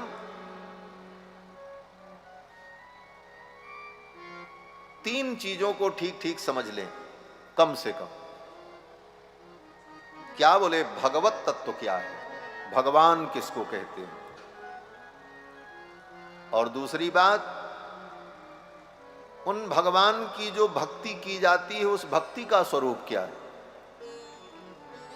और फिर उस भक्ति को समझकर, उस भक्ति के स्वरूप को समझकर हम भगवान के भक्त बन जाएं, उस भक्ति में लग जाएं। यही भागवत का उद्देश्य है। बस तीन बिंदु मुख्य है, बाकी तो बहुत सारी बातें हैं भागवत में। बड़े बड़े विद्वान लोग इसी में डुबकी लगाते रहें, निकलते रहें, डूबते रहें, इसका अंत नहीं है। परंतु हम साधारण जीवों के लिए तीन चीज है, भागवत के द्वारा परतत्व निर्णय हो जाए, भगवान परम तत्व कौन है और उन परम तत्व को प्राप्त करने का साधन जो भक्ति है, उस भक्ति का स्वरूप क्या है, ये हम जान लें और उस स्वरूप को जान करके हम अपने आप को भगवान के चरणों में समर्पित कर दें, हम भी भगवान के भक्त बन जाएं। यही भागवत का उद्देश्य है। कपिल भगवान अपनी मां को उपदेश करते हुए योग का उपदेश करते हैं, फिर सांख्य शास्त्र के सिद्धांत को बताया है, जीव की गति का वर्णन किया है, जीव संसार में कैसे आता है। मनुष्य जोनि के अतिरिक्त जो पशु जोनि है, उन जोनियों में तो अपने कर्म के अनुसार अपने पाप कर्मों को भोगने के लिए जीव जाता है। मनुष्य को छोड़ करके बाकी जितनी योनि है वो भोग योनि है। उन योनियों में जीव कोई नया कर्म नहीं करता, पहले किए हुए कर्मों का फल भोगता है, अच्छा बुरा जो भी है। मानव जोनि ही एक ऐसी जोनि है जिस योनि में व्यक्ति कर्म भी भोगता है और नए कर्म भी करता है। पशु कोई नया कर्म नहीं करता, पशु पाप नहीं करता, वो पहले किए हुए पाप को केवल भोगने के लिए पशु बना। कोई पशु पाप नहीं करते। ये पाप और पुण्य केवल मनुष्य करते हैं, पशु से भी पुण्य पाप नहीं होता। ये बात अलग है कि अपवाद रूप में शास्त्रों में वर्णन है कि किसी पशु के द्वारा, किसी जीव के द्वारा कुछ ऐसी घटना हो गई तो भगवान उसको भक्ति मान लेते हैं और उस जीव का उद्धार कर देते हैं। ये तो भगवान की अकारण करुणा है। वस्तुतः मनुष्य के अलावा जो अन्य योनियां हैं, उन योनियों में जीव न पाप करते हैं न पुण्य करते हैं, वो केवल पहले किए हुए पाप पुण्य के फल को भोगने के लिए। मनुष्य ही एक ऐसा प्राणी है जो पाप भी करता है, पुण्य भी करता है और पिछले पाप पुण्य के कुछ अंश को भोगता भी है इस जीवन में, और नए पाप पुण्य करके अपने खाते में बैलेंस बढ़ाता रहता है और फिर उसी बैलेंस का भोग अनेक जन्मों तक करता है। फिर जब बैलेंस कम हो गया तब फिर मानव जीवन मिला, फिर कमाओ पाप पुण्य, और यही पाप पुण्य की कमाई करके और उसका फल भोगते हुए जीव जन्म जन्म भटकता है। पुनरपि जननम पुनरपि मरणम पुनरपि जननी जठरे शयनम। ये तो जीव मानव जोनि में आता है तो अत्यंत सूक्ष्म जीव पहले भोजन के माध्यम से, जल के माध्यम से पिता के शरीर में प्रवेश करता है। पिता के शरीर में जाकर के यह सूक्ष्म जीव तब मां के गर्भ में आता है। यद्यपि मां उस बालक को पाल करके अपने गर्भ में जन्म देती है और फिर जीवन भर पालती है, लेकिन वस्तुतः वह जीव सर्वप्रथम पिता के ही शरीर में आता है। इसलिए पिता की प्रधानता मानी जाती है। और इसीलिए शास्त्र कहता आत्मा वही जायते पुत्र, आत्मा ही पुत्र के रूप में होती है। तो वह सूक्ष्म जीव पहले पिता के शरीर में आता है, भोजन के माध्यम से, जल के माध्यम से, और फिर वह सूक्ष्म जीव गर्भाधान संस्कार के समय पुरुष के तेज का आश्रय ग्रहण करके वह सूक्ष्म जीव मां के गर्भ में जाता है। मां के गर्भ में जाने पर कललम त्वेक रात्रेण पंचरात्रेण बुद्बुदम, पहली रात्रि में वो कलल के समान होता है, 5 रात्रि में बुद्बुद के समान होता है। दशाहे न तु करकंधो पेश्यंडम वा ततः परम, 10 दिन में वो अंडे के बराबर हो जाता है, 1 महीने में वो 10 दिन में करकंधू के बराबर हो जाता है, 1 महीने में अंडे के बराबर हो जाता है। मासेन तो सिरोद्वाभ्याम, 2 महीना बीतने पर उसी पिंड में सिर का निर्माण होने लगता है। तीसरे महीने और चौथे महीने में उसके और अंग धीरे धीरे विकसित होने लगते हैं। पंचभिक्षुत्रिभवः, और 5वां महीना पूरा होते होते उस जीव की चेतना जागृत हो जाती है, उसे भूख प्यास लगने लगती है। मातुर जगधान न पाने न, माँ के द्वारा खाए गए वस्तुओं के रस से उसका पोषण होने लगता है और फिर माँ की दाहिनी कोख में वो हिलने डुलने लगता है। सप्त और चतुर्भिर्धातव सप्त, चौथे महीने में ही उसके शरीर में सातों धातुओं का निर्माण हो जाता है और षड्भिर जरायुणा बीतः, छठे महीने में वो एक पिंड में, एक जरायु में वेष्टित हो जाता है और 9 महीना जब हो जाता है, जन्म का समय आता है,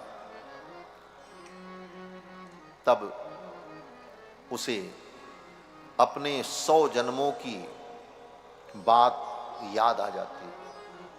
मनुष्य योनि में पैदा होने वाले जीव के विषय में कह रहे हैं कपिल भगवान। जो भ्रूण का विकास आज वैज्ञानिक डॉक्टर यंत्र के द्वारा देख करके बताते हैं, भ्रूण का विकास यहां तक हुआ है, इस गति से हो रहा है।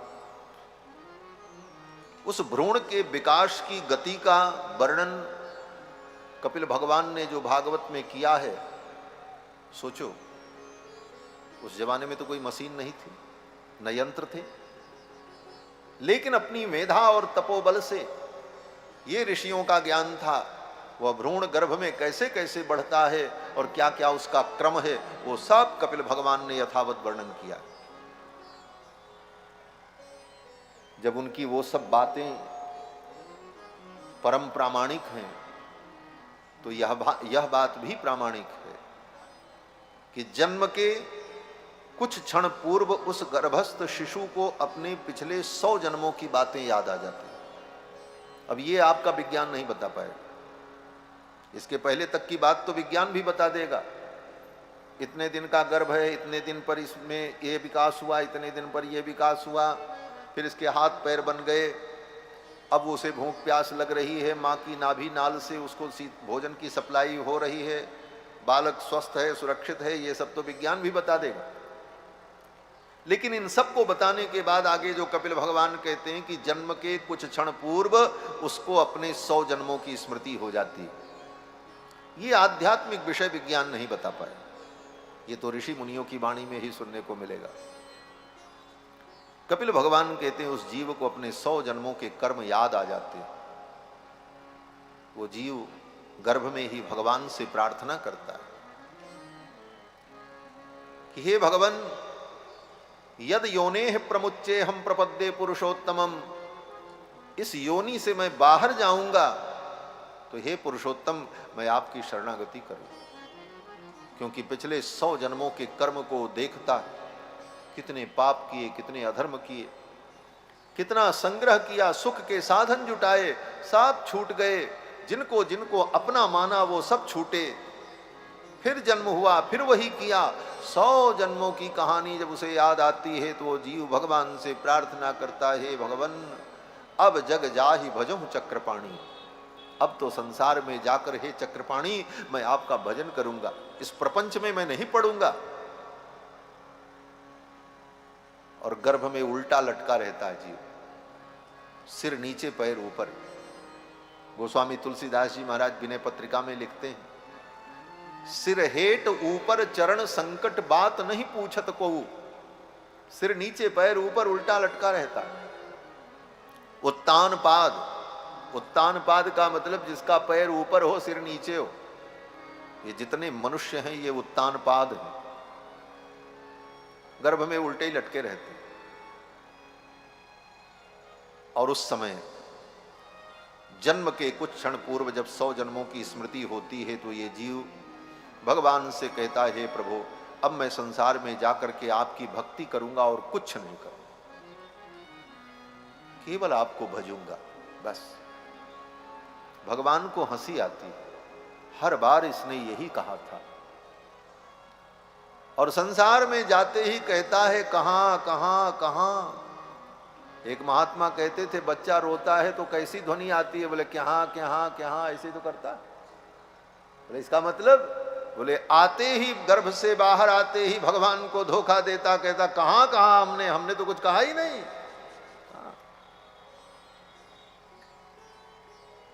और फिर इसी संसार के प्रपंच में जीव पड़ जाता है।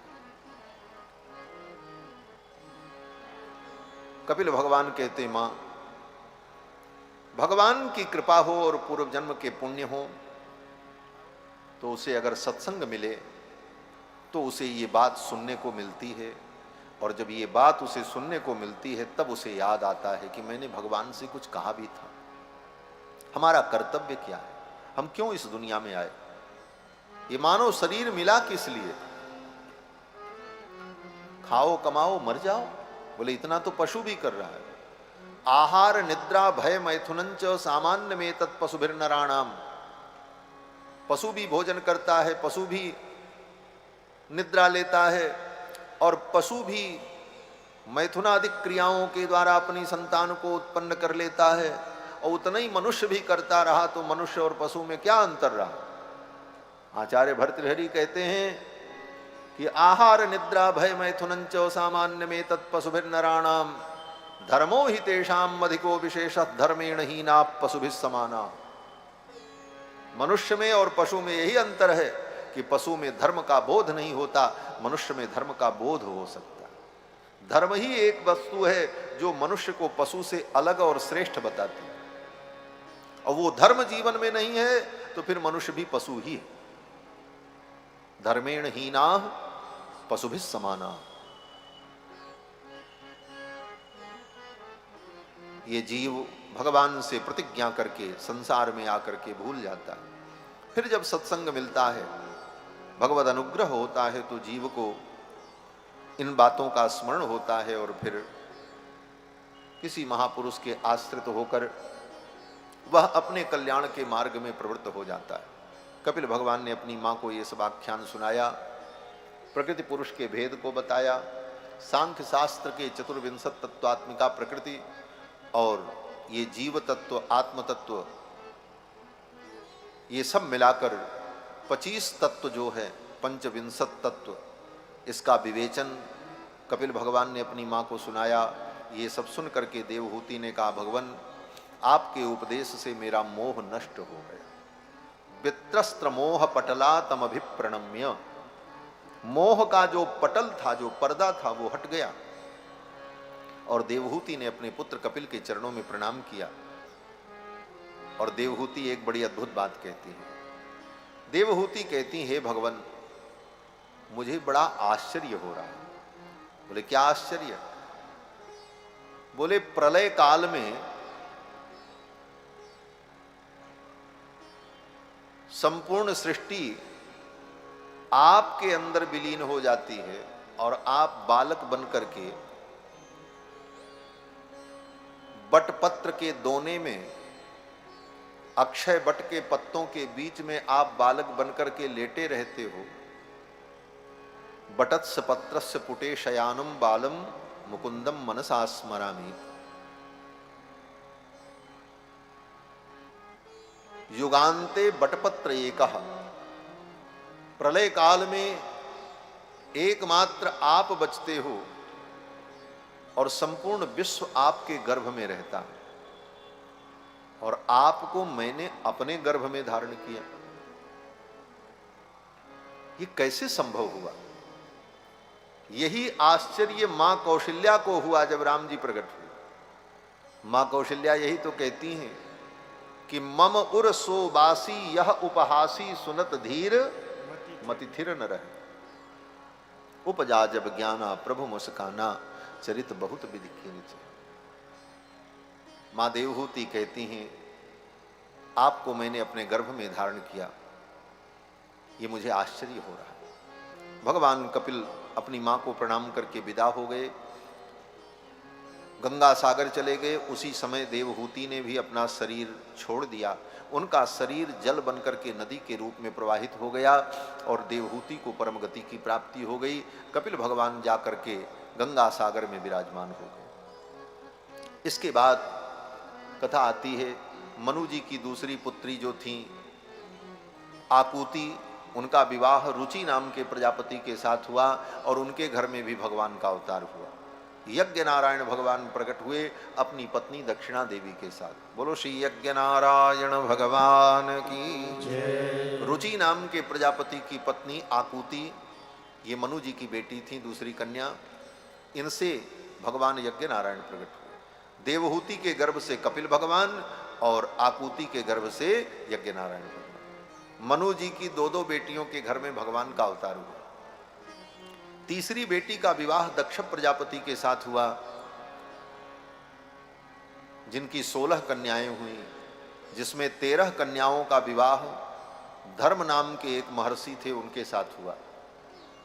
उन्हीं 13 कन्याओं में एक मूर्ति नाम की कन्या थी, जिनके गर्भ से भगवान बद्री नारायण प्रकट हुए, जिनको बद्री नारायण भगवान कहा जाता है। नर नारायण भगवान का प्रादुर्भाव है।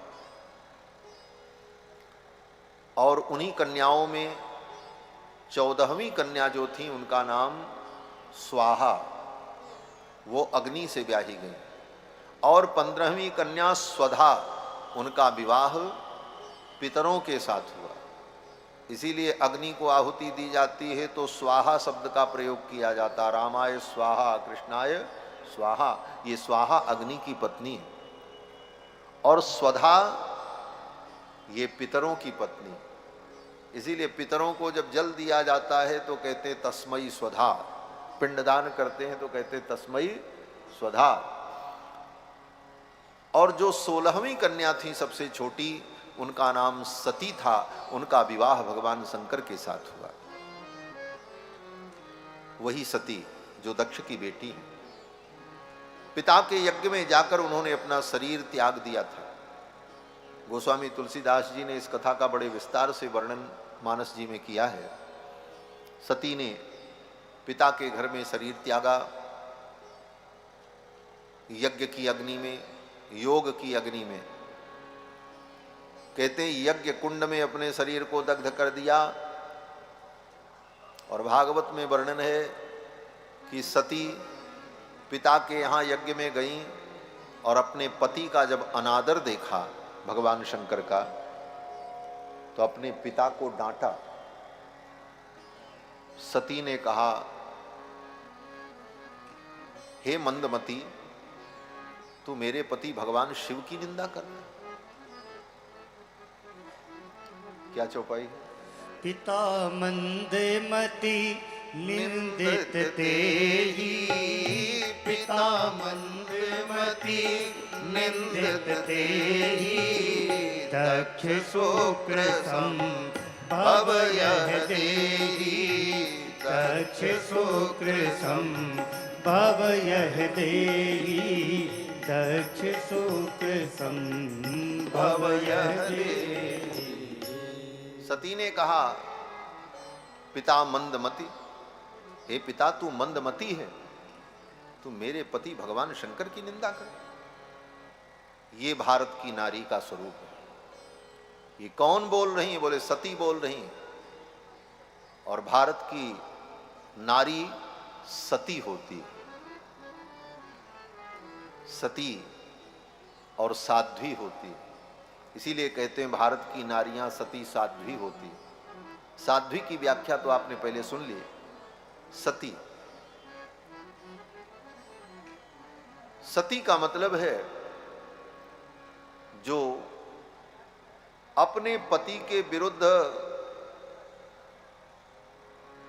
पिता भी अगर कुछ बोले तो ऐसे पिता का भी वो अनादर कर दे। सती ने कहा, पिता मंदमति, हे मंदमति पिता, तू मेरे स्वामी की निंदा करता। यही भारत की नारी का स्वरूप है कि अपने पति के विपरीत अपने पिता के वचन को भी नहीं सुन सकती। यद्यपि पिता की कृपा से ही पति की प्राप्ति होती है। ये बड़ा सुंदर प्रसंग है। पिता ही वर ढूंढ करके कन्यादान करता है, विवाह करता है, तो पिता के कृपा से ही पति की प्राप्ति होती है। लेकिन पति की प्राप्ति हो जाने के बाद कन्या के लिए पति ही सब कुछ होता है। फिर पिता भी अगर उस पति के विरुद्ध बोले तो वह कन्या उस पिता की बात नहीं सुनती। और यही स्थिति गुरु के विषय में, गुरु के कृपा से ही भगवान मिलते हैं, ये निस्संदेह है। लेकिन अगर वही गुरु भगवान के खिलाफ बोलने लग जाए तो ऐसे गुरु की बात भी नहीं मानी जाती। राजा बलि जब भगवान का स्वागत करने चले तो शुक्राचार्य उनके गुरु ने कहा, अरे विष्णु कपट पंडितः, ये कपट पंडित विष्णु है, तुम्हारा सब कुछ ले लेगा। लेकिन उस समय राजा बलि ने अपने गुरु की बात भी नहीं मानी। क्यों? बोले गुरु बनाया इसीलिए जाता है जो भगवान से मिला दे, और जो गुरु भगवान से ही मिलने में बाधा उत्पन्न करे फिर ऐसे गुरु का क्या मतलब निकलेगा? भाई गुरु बनाया क्यों गया? जिस कार्य के लिए गुरु का वर्ण हुआ और वही कार्य उसके द्वारा बिगड़ रहा हो तो फिर ऐसे गुरु का कोई मतलब नहीं होता। तो सती ने अपने पिता के यज्ञ में दुखी होकर यज्ञ मंडप से उत्तर दिशा की ओर जाकर भूमि पर बैठ गई और प्राणायाम किया, आचमन किया और अपने शरीर के अंदर योग अग्नि का चिंतन किया। योग अग्नि का चिंतन करते ही देखते देखते सती के शरीर के रोम रोम से अग्नि की ज्वाला प्रकट हो गई।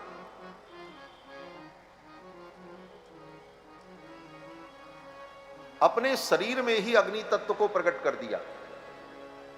ये सब तत्व अपने अंदर है, जल तत्व, पृथ्वी तत्व, अग्नि तत्व, सब तत्व इसमें है, क्योंकि इन्हीं 5 तत्वों से तो ये शरीर बना है। छित जल पावक गगन समीरा पंच रचित यह अधम शरीरा। और योग के माध्यम से जिस तत्व को आप चाहो बढ़ा दो, जिस तत्व को चाहो घटा दो, ये योग में होता है। योगी लोग आकाश में उड़ जाते हैं। क्यों उड़ जाते हैं? बोले योग के माध्यम से अपने आकाश तत्व को बढ़ा दिया। आकाश तत्व इतना बढ़ गया कि पृथ्वी तत्व, जल तत्व, अग्नि तत्व, वायु तत्व कम हो गया, और आकाश तत्व की अधिकता होने के कारण उनका जो मान है, जो वजन है, वो वजन खत्म हो गया, विमान हो गए। विमान का मतलब ही होता है विगतो मान। जिसमें मान माने ग्रेविटी न रह जाए तभी तो उड़ेगा, नहीं तो उड़ेगा कहां? उड़ गया। बड़े बड़े योगी उड़ जाते हैं। तो योग बल के द्वारा उस तत्व को बढ़ा लेना, घटा लेना। सती जी ने योग के द्वारा अपने अग्नि तत्व को बढ़ाया और उनके पूरे शरीर से अग्नि ज्वाला प्रकट हो गई, अग्निमय हो गई। हाहाकार मच गया। लेकिन मरते समय सती जी ने भगवान से यही मांगा कि जन्म जन्म भगवान शंकर ही मेरे पति हों। सती मरत हरि सन बर मांगा, सती मरत हरि सन बर मांगा। जन्म जन्म शिव पद अनुरागा, जन्म जन्म शिव पद अनुरागा। तेहि कारण हिम गिर गृह जाई, तेहि कारण हिम गिर गृह जाई। जन्मी पार बती तनु पाई, जन्मी पार पति तनु पाई। जन्मी पार पति तनु पाई।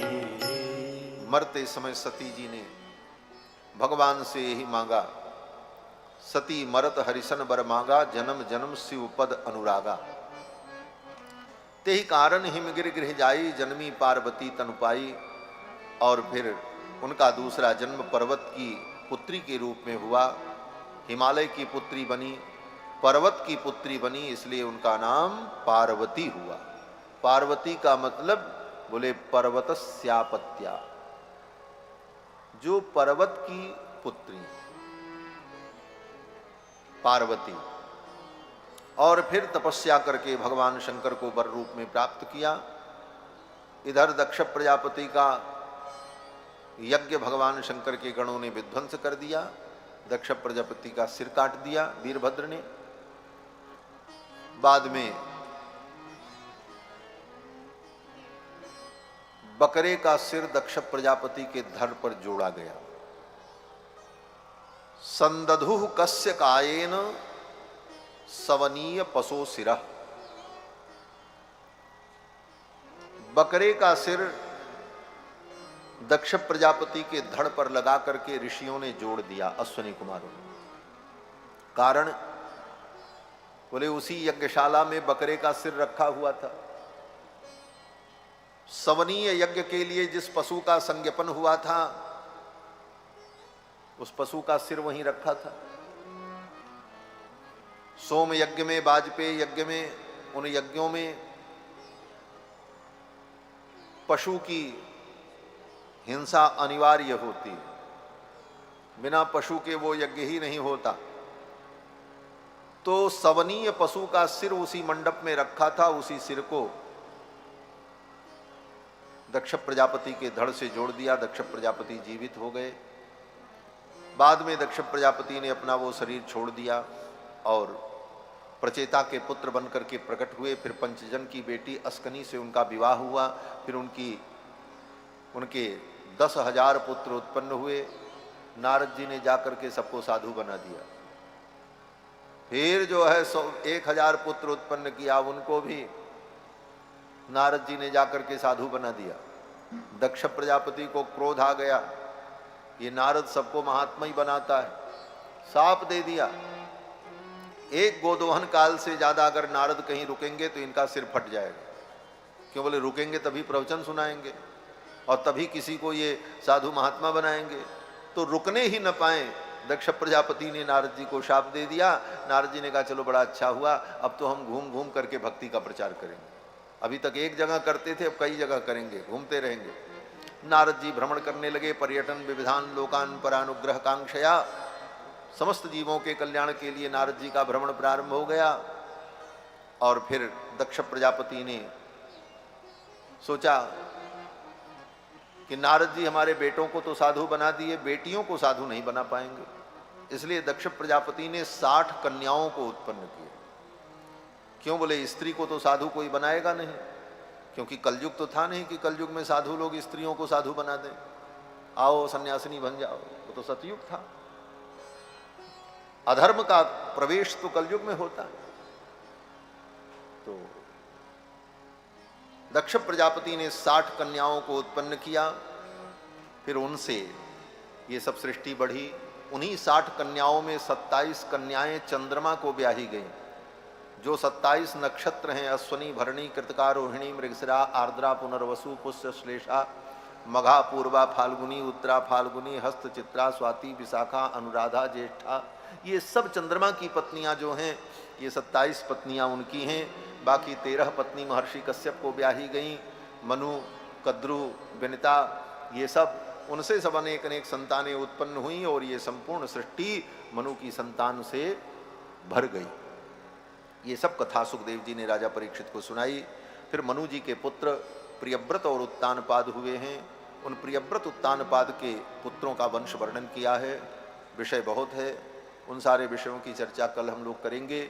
और कल कुछ विषयों का विस्तार, कुछ का संक्षेप करते हुए कल की कथा में हम लोग कृष्ण जन्म में प्रवेश करेंगे।